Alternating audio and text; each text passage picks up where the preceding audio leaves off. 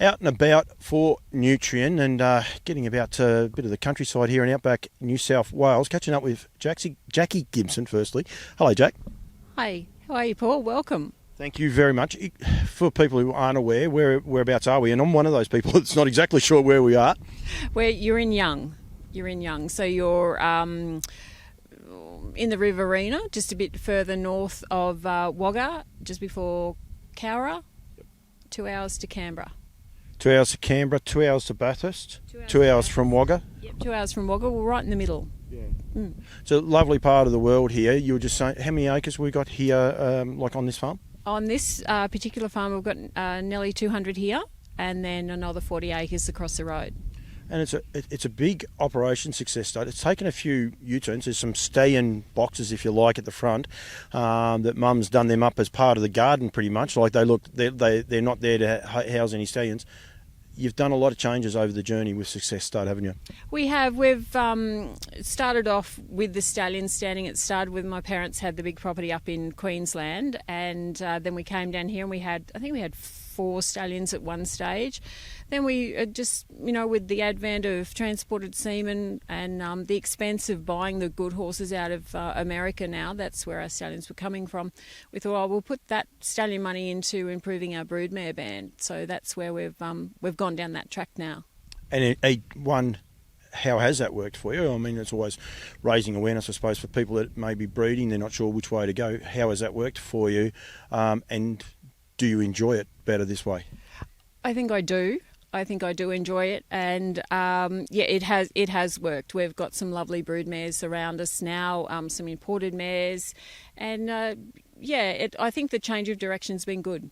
It's one of the things I've noticed. We've got Cam Bray out the back there. He's a bit camera shy.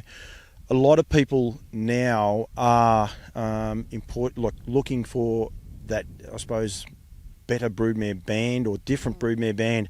It's an evolution that has happened, like Lauriston Park and those places where we're a couple of the first that have done it. But there's now this big push, New Zealand, but also America. We go to the trotters, they're going to France. You listen to Duncan and Pat, they're racing horses over there and then they're going to bring them back.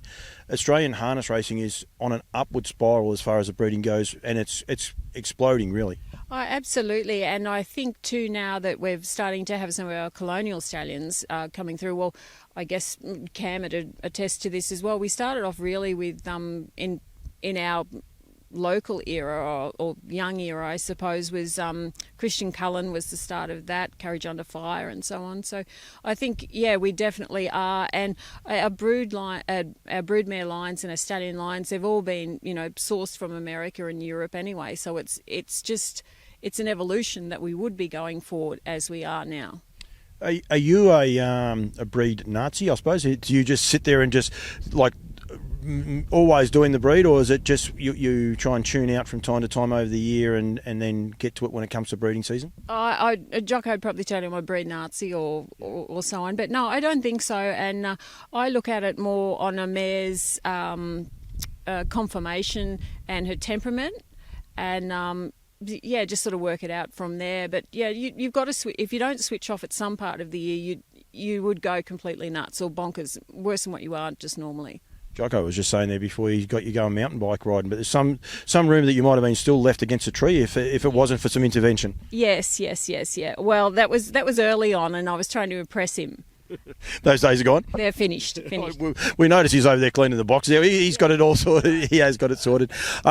Yearlings and yearling sales, what Success Stud is known for now. How many roughly are you looking at selling for next year? This year we'll go in with, I think it's 19 or so. That's a fairly big draft for us. I like to sit about the 16 or so 3 extras. Going in Nutrien this year, that's exciting. We're looking forward to that. They're offering a really good a background, and they're a big company, and and nice people too, which is part of it as well. Is that Success Stud's own, or that's with clients as well? No, we've got clients in there as well. We're going in with 9 or 10 of our own, and then the rest are filled with clients. And a sprinkling of both, I believe. You're going to have some in Sydney and potentially some in Bathurst, is that right? Yeah, there will be a couple going to Bathurst, and then the rest will go to Sydney. We won't go to Melbourne this year, and but maybe next year we might have something to go there. It is exciting. The numbers are huge, but it is exciting. And we're at Benstead yesterday. They're going to be at all 4 sales, yeah, wow. And there'll be some people that will be at all of those. But it really changes it up. You're eligible for all the same race series, except for Bathurst. You're actually eligible for more, and we'll get to that in a sec.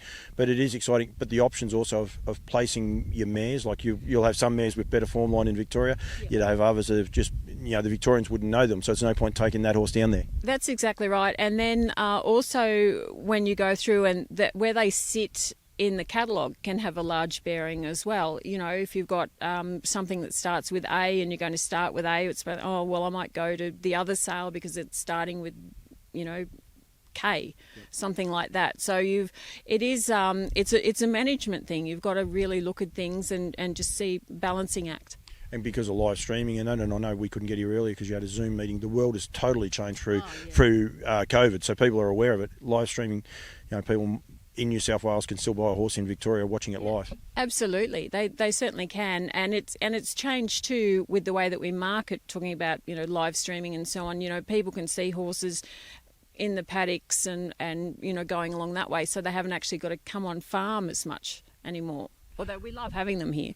Yeah, well, and a lot of the ones I do when I talk to people about what they look for in a yearling, it's a podcast that I've done. The number one thing they said is seeing them at different stages, yes. And it's because it's a quiet time now. It's not far off starting breeding season, but even when it does start, it's still quiet. It's a good time for people to start coming to the farms and checking out some of these weanling yearlings, if you like, while they're still just in paddock rest. Yeah, absolutely, and you see them change so much as well. There's a young trainer that comes to us, and he follows right from a foal. And he can see the difference that they go through and they change, and then that's how he makes his selections. Is he having success? He is. That's good. That's you don't want to say his name, and that's fine. But that's great that he does that, and well done to him. And I encourage, Campbell's comments is raising awareness for Success Date. It's raising awareness for everyone. Yeah. What goes on around the scene. So I like to know that people are doing that. The number one person I know that does it is Clayton Tonkin. He'll do it 2 or 3 times. Nathan Jackson, another one. They do it 2 or 3 times religiously. They'll just ring up and say, I'm going to be there, and they come, and it's good PR for them, but it's also good business for them to know what they're selecting. Oh, absolutely, and you can look at your yearlings and look and think, they're going really well, and then someone else will come in and they'll see something a bit different, and it's always great to have someone else's input as well, on there, and they just see something, you think, oh yeah, okay. One of the other race series we said there before was Bathurst, and people have got to be aware that if you race in the Bathurst series, you're eligible. Sorry, if you sell in the Bathurst series, you're actually eligible for the Bathurst race series, but you're also eligible for all the Nutrien series too, which is really exciting. Yeah, that is for sure, and I guess a lot of people are not aware of that, but that's fantastic. Two of them. Yeah. And you paid up for it. And then the other thing that Nutrien are doing this year, and Mark just said to me earlier on today that there'll be roughly 50 stalls there, so that people don't have to just arrive on the Sunday with those horses. They can actually be there the night before. There'll be races on the night before, so they can enjoy the festivities. It is going to be a super carnival. It's one, I reckon, some people might have said, Bathurst this year. They might regret it when they get there, and next year it could be bigger and bigger, because what Nutrien do is it's about the experience. It's about people enjoying the experience, and I think Bathurst tailor-made for just something very, very different. Bathurst's got a different feel about it all together, and it's like a country carnival, I suppose, if you can call it that. So I think that it'll be a good time to be there in Bathurst. After the Gold Crown, and just getting amongst it all will be good, but good fun. That's what it's about, and it's about the people and getting there. It's the Nutrien way is fun, so that's what it's, and people having fun. Jackie, thank you very much. I believe we're going to go into the Young and have something to eat, are we? We are. We're going to go because I'm not cooking. So any excuse, we'll go to town, we'll have some nice lunch. That's very good. Mark Barton, I think, is on the road to Tamworth as I speak, so I just thought I'd have to rub his nose in it, that's all. Absolutely. And then where are you off to from here?